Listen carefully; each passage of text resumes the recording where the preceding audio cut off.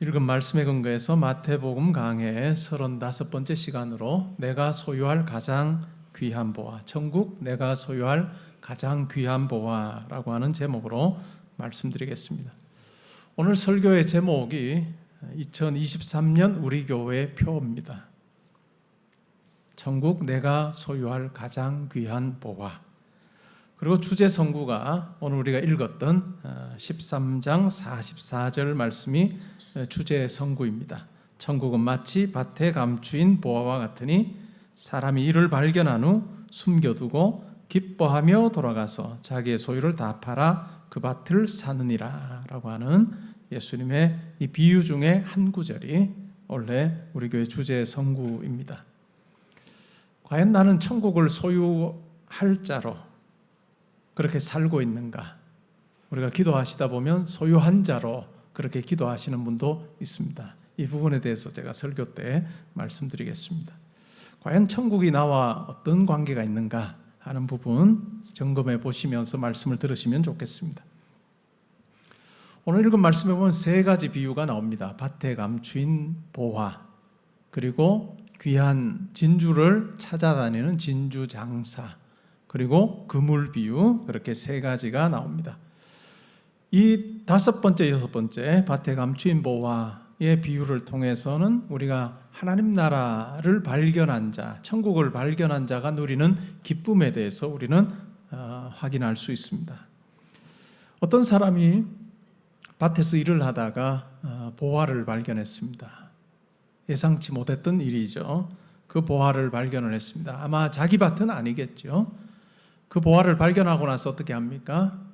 그냥 땅에 다시 묻어둡니다. 그리고 돌아가서 자기의 모든 소유를 다 팝니다. 그리고 그 밭을 사는 거죠. 천국은 마치 이와 같다고 이야기합니다. 밭에 감추인 보화와 같아서 그것을 발견한 사람은 돌아가서 자기의 소유를 다 팔아서 밭을 사서 그 감추인 보화가 자기 것이 되게 하는 것이다 라고 하는 이야기죠. 이 비유 속에서 아주 중요한 부분이 하나 있는데 그것은 뭘까요? 이 보화를 발견한 자가 어떻게 반응합니까? 기뻐하죠.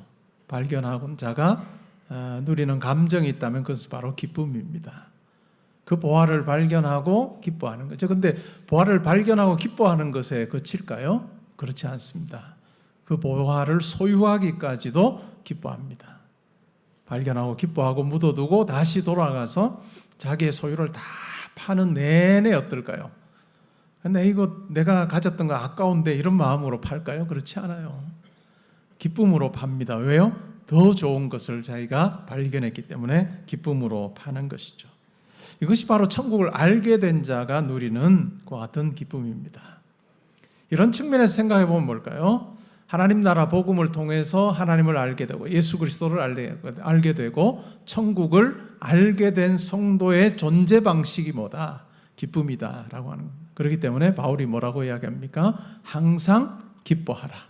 항상 기뻐하라 라고 말할 수 있는 것은 뭘까요? 이렇게 우리가 발견한 이 천국은 우리의 형편에 따라서 있었다가 없었다가 하는 것이 아니라 항상 우리 가운데 천국이 우리 가운데 주어지기 때문에 그 천국으로 인해서 우리는 기뻐할 수 있다라고 하는 것입니다. 여러분이 가진 어떤 것이 커짐으로 기뻐하는 일이 있을 거예요. 그러나 그러한 것과 비교할 때 여러분이 천국을 소유함으로 내가 기뻐합니다 하는 이 기쁨이 더 커지고 더 풍성해지는 그러한 삶 살 수 있기를 바랍니다. 천국 내가 소유할 가장 귀한 보화. 우리 장로님이나 안수집사님이나 권사님들이 기도하실 때 소유한 가장 귀한 보화 이렇게 기도하시는 분들도 계세요. 소유할이 맞을까요? 소유한이 맞을까요?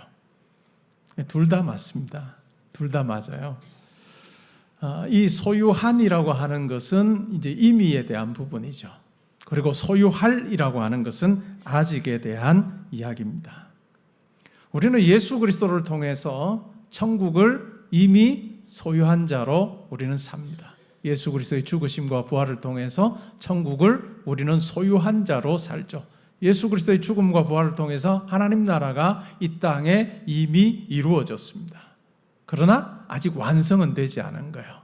언제 완성이 될까요? 예수 그리스도께서 재림하시는 그때, 그날에 천국이 하나님 나라가 완성이 된다라고 그렇게 말합니다. 그렇기 때문에 우리의 이 땅에서의 삶은 이미와 아직 사이에 있는 삶입니다. 이미와 아직 사이에 있는 삶이다라고 하는 것이죠. 프랑스의 신학자였던 유명했던 오스카 쿨만이라고 하는 프랑스 신학자가 있습니다. 1902년인가 태어나서 20세기에 정말 유명했던 신약학자입니다. 1950년에 그리스도와 시간이라고 하는 책을 썼습니다. 이 오스카 쿨만은 제 미국의 지도교수의 지도교수입니다. 그래서 보통 지도교수를 아버지라고 보거든요. 그러면 오스카 쿨만은 저에게는 할아버지 뻘인 분입니다. 그래서 저는 오스카 쿨만 글을 참 좋아하는데, 이 오스카 쿨만이 1950년에 그리스도와 시간이라고 하는 아주 유명한 책을 썼습니다. 1950년이 어떤 때일까요? 우리나라로 치면 이제 한국 전쟁이 시작된 해이고, 세계적으로 보면 어떨까요? 1950년은 2차 세계대전이 끝나고 한 5년 정도 지났을 시기인가요? 그런 상황에서 책을 1950년에 쓰면서 그리스도와 시간이라고 하는 것을 통해서 이런 이야기를 합니다. 예수 그리스도의 십자가와 부활을 통해서 이미 하나님 나라가 이 땅에 이루어졌고, 아직 그 하나님 나라는 이루어지지 않았어요. 예수 그리스도의 재림을 통해서 이제 이루어지게 되는, 이와 같은 우리 성도가 사는 이 시간의 부분을 그 당시에 2차 세계대전의 어떤 사건을 가지고 설명을 합니다. 오스카 쿨만의 경우에는 D-Day와 V-Day라고 하는 말로 설명을 합니다. D-Day는 디시전 데이예요. 노르망디 상륙작전, 1944년에 있었다. 이 연합군의 노르망디 상륙작전을 통해서 결국은 유럽에서 전세가 분리했던 그런 어떤 상황에서 이제 역전시키는 결정적인 어떤 승리의 계기를 마련하는 사건이 바로 이 D-Day의 사건입니다. 그렇다고 해서 결정적으로 이길 수 있는 어떤 기반을 만들었다고 해서 완전한 승리가 이루어진 건 아니죠. 승리를 선포하게 되기까지는 시간이 필요했던 겁니다. 완전히 종전선언이 되고 이제는 승리했다라고 하는 그 선언을 하는 그날이 바로 V-Day죠. 빅토리 데이입니다. 이 빅토리 데이는 예수 그리스도의 재림을 통해서 완전히 하나님 나라가 이 땅에 이루어지는, 그것이 바로 V-Day라고 할 수 있습니다. 그래서 D-Day와 V-Day라고 하는 말로 사실은 설명을 했습니다. 우리는 D-Day와 V-Day 사이에 살고 있습니다.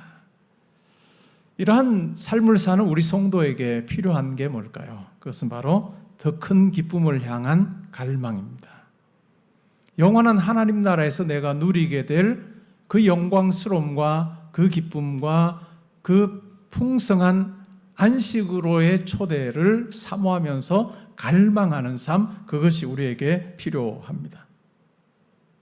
이것은 믿지 않는 분들의 삶에서는 생각할 수도 없는 거예요. 우리 성도에게는 이런 갈망이 있습니다. 영원을 향한 갈망, 더 완전을 향한 그와 같은 갈망이 우리 가운데 있습니다. 우리 성도에게 있어서 기도에서 매우 중요한 부분이 이 부분이에요. 우리의 기도가 하나님 제가 이것이 필요한데 이것 채워주세요. 하나님 저에게 이것 주세요라고 하는 그 기도도 필요하지만 본질적으로 우리 성도에게 필요한 기도가 있다면 이 갈망하는 기도가 필요합니다. 사도 바울은 이것을 탄식이라고 표현합니다. 로마서에 보면 삼중적인 탄식이 나와요. 삼중적인 탄식이 나옵니다. 첫 번째는 하나님의 백성인 성도가 탄식합니다. 주여 이게 뭡니까? 이런 탄식이 아니고, 정말 하나님 저를 돌보고 계시면 이런 탄식이 아니고, 어떤 탄식이냐면 그리스도 안에서 자기가 누리는 기쁨이 있어요. 하나님 백성으로 살면서 얻게 되는 그 평강이 있습니다. 근데 예수 그리스도께서 재림하시는 그때 자기가 완전히 누리게 될 그 영광과 기쁨을 그는 알고 있습니다. 우리가 알고 있는 거죠. 그러니까 어때요? 그 영광에 비추어 볼 때 지금 현재가 턱없이 부족한 거예요. 그래서 어떻게 해요? 그날을 바라보면서 하나님 저에게 그날을 주십시오. 저에게 그와 같은 영광의 그날이 올 수 있도록 하나님 저에게 은혜를 베풀어 주십시오 라고 하는 그날을 소망하는 탄식이 우리 가운데 있습니다. 여러분의 기도 가운데 이 영광스러움, 우리가 하나님 보시기에 아름답게 거듭나서 완성되어서 영원한 삶을 살게 되는 그날을 소망하는 탄식이 여러분들 가운데 있기를 바랍니다. 그리고 온 만물이 다 탄식합니다. 왜요? 예수 그리스도께서 오시는 그때 만물도 새롭게 되는 것을 알기에 만물 또한 탄식합니다. 그리고 성령께서, 우리 안에 계시는 성령께서도 탄식합니다.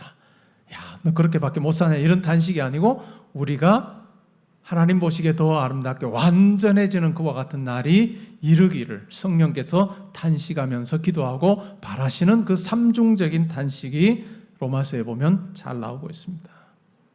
이 탄식이 존재하는 이유가 바로 완성을 향한 갈망 때문에 그러하다.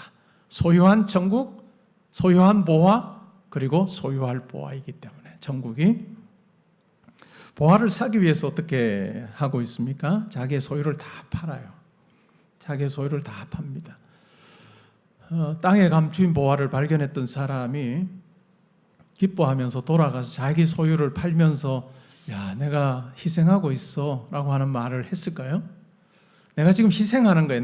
내가 아꼈던 물건 팔고 내가 가지고 있던 땅 팔고 라고 하면서 내가 지금 희생하는 거야 라고 생각했을까요? 희생한다고 생각하지 않았을 겁니다. 왜 그랬을까요? 더 위대한 것을 얻기 위해서, 더 좋은 것을 위해서 자기의 소유를 팔기 때문에 그러합니다. 우리 성도의 삶도 마찬가지여야 할 것입니다. 예수 그리스도 안에서 내가 하나님의 자녀로 또 천국 백성으로 거듭나게 된 그 놀라운 기쁨을 우리가 소유하고 그 하나님의 사랑과 은혜의 근거에서 우리가 하나님께 헌신하고 수고할 때 이것이 희생이다 라고 생각할 수 없는 것은 하나님께서 우리에게 허락하신 것이 더 크고 또 우리를 위해서 예비해 두신 것이 더 놀랍기 때문에 우리는 감사함으로 그 일을 감당할 뿐이지 내가 희생하고 있다라고 하는 생각 우리도 하지 않는 것입니다. 천국을 소유한 자에게 일어나는 것은 바로 삶의 변화고 생각의 변화입니다. 삶의 변화고 생각의 변화가 일어나는 이유가 뭘까요? 하나님께서 공급자이시다, 내 삶의 공급자시다 라고 하는 것을 확신하기 때문에 가능한 것입니다. 하나님이 계시지 않으면 누가 주인 될 수밖에 없을까요? 자기 자신이 주인 될 수밖에 없어요. 자기가 꾸려가야 되는 인생입니다. 제가 기도할 때도 했지만은 알 듯 모를 듯한 인생입니다. 살면서 내가 내 인생 다 알아. 그리고 가만히 보면 어제도 오늘도 내일도 별반 다르지 않은 그런 삶을 사는 것 같은데 그래서 그냥 내가 많이 보이는 삶을 살고 있구나 라고 그렇게 사는 우리에게 불쑥불쑥 내가 생각하지도 못했던, 내가 기대하지도 못했던 좋은 일, 좋지 않은 일이 불청객처럼 찾아오는 것을 우리는 경험합니다. 그러면서 어떻게 생각해요? 내가 주인 되어서 살아서는 안 되겠구나. 한 치 앞을 내다볼 수 없는 내가 주인 되면 내 인생 망하겠구나 라고 하는 생각을 하고 온 우주 만물을 창조하시고 우리의 시작부터 끝까지를 지금도 한 번에 보고 계시는 하나님께 내 삶을 드릴 수밖에 없겠구나 라고 하는 그와 같은 고백을 하게 됩니다.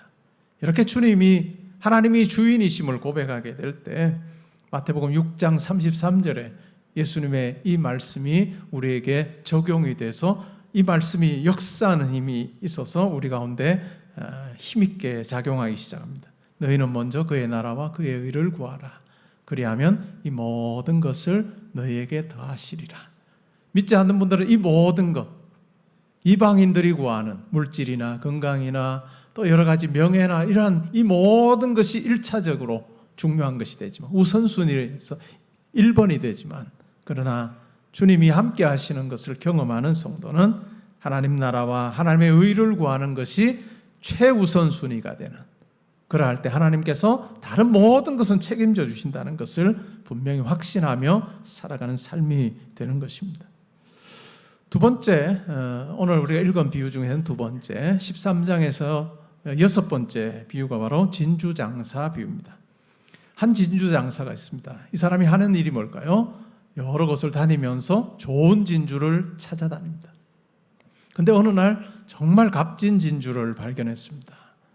이 값진 진주를 발견한 이 진주 장사가 하는 일이 뭘까요? 돌아가서 똑같이 자기 소유를 다 팝니다. 다 팔고 진주를 살 수 있는 돈을 마련해서 그 진주를 사는 일. 이것 또한 하나님 나라의 한 면을 보여준다라고 이야기를 합니다. 근데 이 두 비유 사이에 공통점도 있지만 차이점도 있습니다. 그게 뭘까요? 차이점은 밭에 감추인 비유의 경우에는 우연한 기회에 발견합니다. 우연한 기회에 발견하죠. 근데 진주 장사의 비유는 어떤가요? 의도적으로 찾으러 막 다닙니다. 때로는 우리의 삶을 보아도 마찬가지 아닐까요? 여기 앉아 계시는 어떤 성도님들 중에는 정말 내 인생의 의미가 뭘까? 정말 어떻게 사는 것이 잘 사는 것일까? 고민하고 이 종교에도 관심을 가져보고 저 종교에도 관심을 가져보다가 결국은 하나님의 인도하심 가운데 교회로 오게 되고 또 예수를 만나게 되신 분도 있을 거예요. 만약에 그렇다면 아마 진주장사 비유가 더 어울릴지 모르겠어요. 근데 또 어떤 분은 뭘까요? 그냥 우연한 기회에 친구가 좋은 모임이 있으니까 가보자. 친구의 강권에 못 이겨서 그냥 와봤는데 어떻게 하다 보니 예수를 만나게 되고 그렇게 해서 믿는 사람이 된 천국 백성이 된 그러한 경우들도 있을 것입니다. 그러나 공통점은 뭘까요? 우리가 뭔가를 막 찾아 나선 것처럼 보이지만 하나님께서 미리 우리를 향한 계획을 가지시고 우리를 불러주셨다라고 하는 것은 참 중요합니다. 그리고 7번째 비유가 바로 그물 비유예요. 그물에 고기가 가득합니다. 아마 바다나 강에 그물을 쳤겠죠. 그리고 그물을 쭉 끌어당겼고 그물 안에 이제 많은 고기들이 잡혔습니다. 이제 그 그물을 육지로 끌어올리고 하는 일이 뭘까요? 이제 고기를 잡은 사람이 하는 일이 뭘까요? 좋은 것은 그릇에 담고 못된 것은 좋지 않은 고기는 어떨까요? 내버리는 것 같은 일을 합니다. 이 7번째 그물 비유는 마지막 심판을 이야기합니다. 하나님 나라의 완성으로서의 마지막 심판. 하나님께서 믿는 자와 믿지 않는 자를 구분하시는 것 같은 심판이 있다라고 하는 이야기입니다. 많은 학자들이 그물을 교회로 생각을 합니다. 이 지상의 교회로 생각을 하죠. 천국은 많은 물고기를 모으는 그물, 즉 교회와 같습니다. 그러면 그물 안에 있다고 다 그냥 그 천국 백성 되진 않아요. 그물 안에 있다 할지라도 그 그물 안에 있는 물고기를 취하여서 그릇에 담을 때, 그리고 어떤 물고기는 버리는 그와 같은 일을 합니다. 그래서 그물 안에 있다가 그릇으로 옮겨가는 그와 같은 그 시간, 그걸 생각을 해보면 하나님께서 주시는 연장된 기회의 시간이라고 생각해 볼 수 있습니다. 온전한 제자가 되도록 하나님께서 기다려주시는 시간이고 또 우리를 빚어가시는 시간이다라고 하는 것을 우리가 생각해 볼 수 있습니다. 그렇기 때문에 우리 가운데 필요한 게 뭘까요? 개인의 결단이 필요합니다. 개인의 결단이 필요합니다. 결코 하나님께서는 집단적으로 그냥 자기 백성 삼으시는 그와 같은 방식으로 일하지 않으십니다. 한 사람 한 사람을 선택하십니다. 한 사람 한 사람을 부르셔서 그 사람을 예수 믿게 하시고 예수의 제자가 되게 하시고 천국 백성으로 빚어져가는 그와 같은 놀라운 일을 하나님께서 행하십니다. 그렇기 때문에 우리 가운데 필요한 게 뭘까요? 개인의 결단입니다. 개인의 결단이에요. 신앙생활할 때 매우 중요한 것이 바로 개인의 결단입니다. 우리가 믿음의 3요소라고 하는 이야기를 합니다. 믿음에는 3가지 요소가 있어요. 첫 번째가 바로 지적인 요소입니다. 지적인 요소는 뭘까요? 말씀을 듣습니다. 말씀을 들으면서 지식적으로 깨달음을 가지는 것. 이 말이 맞는 것다 라고 생각하는 지적인 깨달음.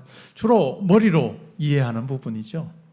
믿음의 첫 번째 요소입니다. 두 번째 요소가 뭘까요? 두 번째는 정적인 요소입니다. 믿음의 정적인 요소 뭘까요? 깨달은 이 말씀이 머리에만 머물러 있으면 안 되겠죠. 마음으로, 가슴으로 내려가는 거죠. 정말 하나님께서 나를 사랑하시는구나 라고 하는 것을 내 마음으로 인정하고 내 마음으로 느끼고 그 하나님을 향한 사랑을 내가 가지게 되는 것, 그것이 바로 정적인 요소입니다. 그러니까 머리만 풍성해져도 안 되고 지식만 풍성해져서도 안 되고 이 머리에서 이 지식이 마음으로 가슴으로 내려와야 됩니다. 이 뜨거움이 우리 가운데 있어야 되는 거죠. 그리고 여기서 머물러서도 안 됩니다. 세 번째 요소가 뭘까요? 의지적인 요소입니다. 머리로 깨달은 것, 가슴으로 뜨거워진 것을 손과 발로 이제는 행동으로 실천하는 것, 의지적인 요소가 우리 가운데 필요하다라고 하는 것입니다. 이 믿음의 3요소가 밸런스를 잘 갖추는 것이 중요하죠. 지적으로 깨달음이 중요해요. 말씀을 통해서 정말 하나님의 뜻이 무엇인지를 아는 것, 그리고 하나님과 나와의 관계를 확인하는 건 매우 중요해요. 그리고 그것이 내 마음의 뜨거운 사랑으로 확인되고 나도 하나님을 사랑하는 것 중요하고, 그 다음에 그 사랑에 근거해서 하나님을 잘 섬기는 자로 사는 이 균형이 우리 가운데 있는 것은 참 중요합니다. 오늘 비유들이 주는 교훈을 생각을 해보면 가치를 인정하는 것 중요하다는 것이죠. 가치를 인정.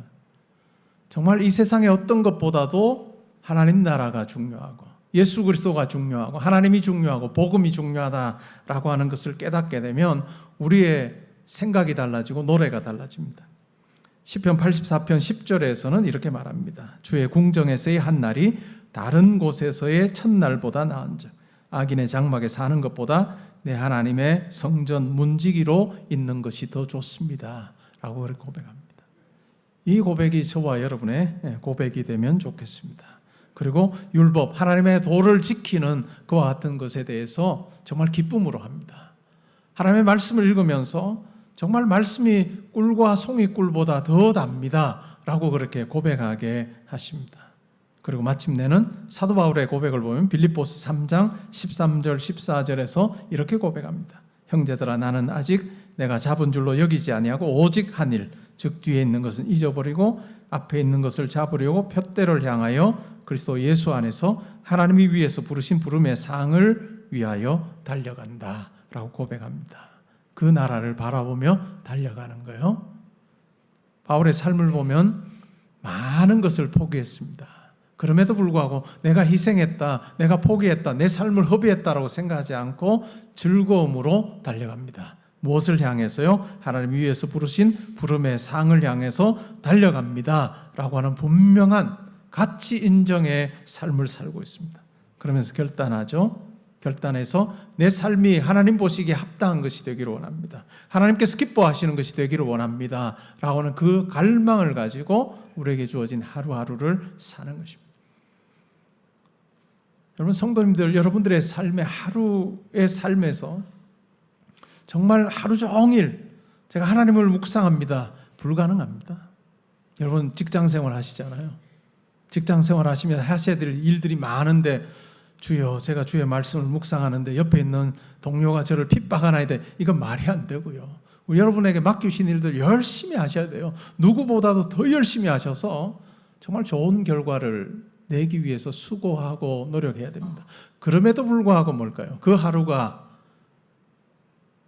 내가 그것만을 위해서 사는 삶이 아니라는 것을 확인하기 위해서 거룩한 시간, 거룩한 공간을 하루 중에 꼭 찾아서 3분이든 5분이든 하나님께서 내 삶에 함께 하셔서 오늘을 살게 하신다는 그 분명한 고백을 하는 그 시간 여러분 가지는 것이 매우 중요합니다. 그럴 때 여러분의 하루하루가 하나님께서 받으시기에 합당한 거룩한 산제사와 같은 것이 될 줄 믿습니다. 2019년 10월에 버트 테러하트라고 하는 캐나다인인데 그는 보트를 타고 세계 일주를 하려고 그렇게 출발을 했습니다. 캐나다의 빅토리아라고 하는 항구에서 출발을 했습니다. 홀로 항해를 하는 거죠. 북미인으로서는 처음 보트에 혼자 타고 세계 일주를 하는 거예요. 항해를 하는 거예요. 무엇을 가지고 갔을까요? 그러니까 바다에서 거리를 측정할 수 있는 기구를 보트에 실었고 펜이나 종이나 일기장 이러한 것을 실어서 출발을 했습니다. 그리고 267일의 항해 끝에 2020년 7월 28일에 다시 출발했던 빅토리아 항구로 돌아왔습니다.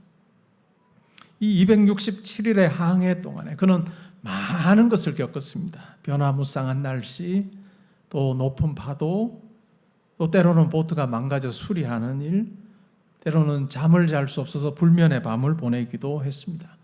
많은 어려움이 그에게 있었죠.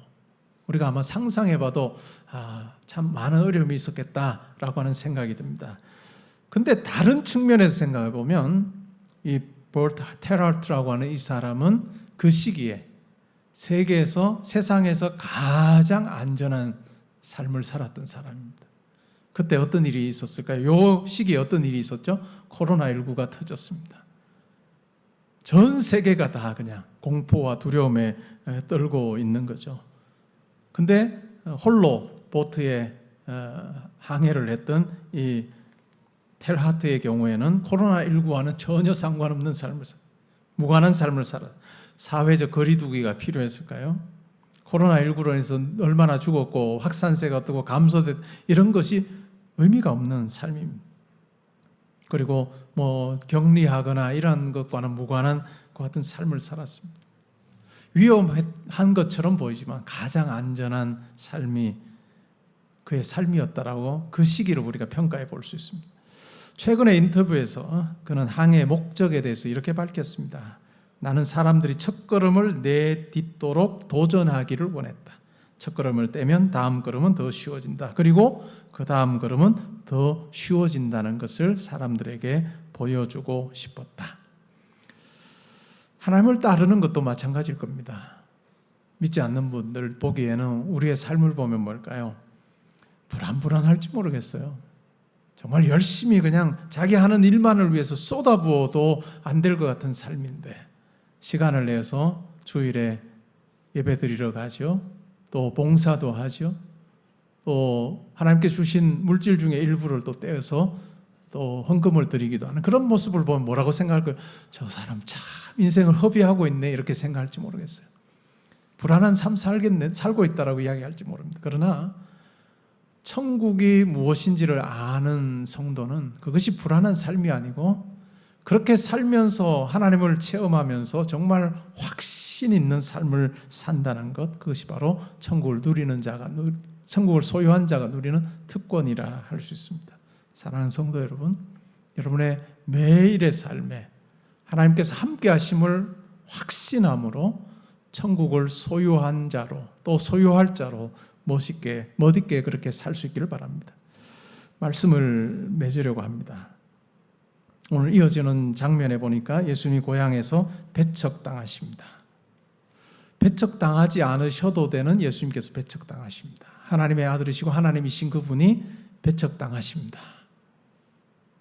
왜 배척을 당하셨을까요?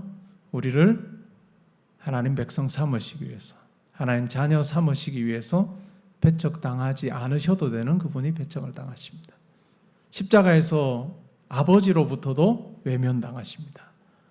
나의 하나님 어찌하여 나를 버리시나이까? 라고 고백하는 그 예수님의 절규를 우리는 기억하고 있습니다.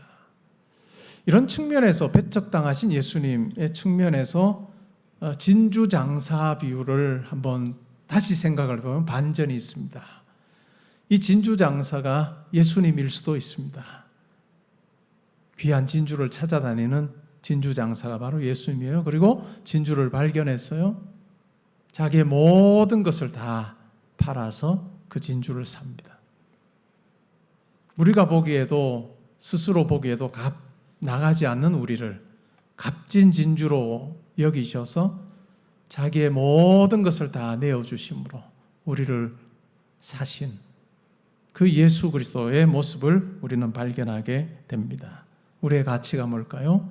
바로 예수 그리스도께서 우리를 얻기 위해서 자기의 모든 것을 내어주신 그 값이 바로 우리 값어치다라고 하는 것을 기억할 필요가 있습니다. 그리고 그와 같은 귀한 것을 소유한 자로 살게 하실 뿐만 아니라 소유할 자로 우리 가운데 약속을 주셨다라고 하는 것을 우리가 기억하면 좋겠습니다. 미래를 향한 투자를 사람들은 합니다. 노후를 위해서 준비하기도 하고 또 우리 아이들 그들의 미래를 위해서도 더 좋은 삶을 살도록 하기 위해서 손에 삶의 도구를 쥐어주기 위해서 부모들이 노력을 합니다. 어릴 때부터 고가의 영어 유치원을 보내는 이유도 바로 그것일 것입니다. 10년, 20년 뒤를 위해서요. 그런데 과연 우리는 영혼을 위해서 준비하며 살고 있는가? 한번 생각해 볼 필요가 있습니다. 제가 영국에 있을 때 영국 한인교회에서 수련회를 하기 위해서 장소를 물색을 했습니다. 그러면서 정말 저기 좋다라고 하는 이야기를 듣고 전화를 했습니다. 우리가 그 내년에 수련회를 하려고 하는데 거기 좀 쓸 수 있게 해달라라고 했더니 돌아온 답이 30년 동안, 앞으로 30년 동안 다 예약이 돼 있어서 안 된다는 거였습니다. 그러면 더 재밌는 것은 예약을 하고 나서 해약을 할 때는, 취소를 할 때는 적어도 3년 전에는 알려줘야 된다. 우리는 1년 뒤에 거 우리는 연락하고 있는데 30년 동안 꽉 잡고 혹시 취소하려고 하면 3년 전에는 알려줘야 벌금이 없다라고 하는 이야기를 들었습니다. 미리미리 준비하는 거 참 중요하죠. 근데 과연 나는 영원한 하나님 나라 준비하는 자로 내가 살고 있는가? 우리 삶을 한번 잘 정돈하고 살펴보면서 정말 하나님께서 기뻐하시는 그런 모습으로 멋지게 사는 저와 여러분 되기를 주님의 이름으로 축복합니다. 아멘.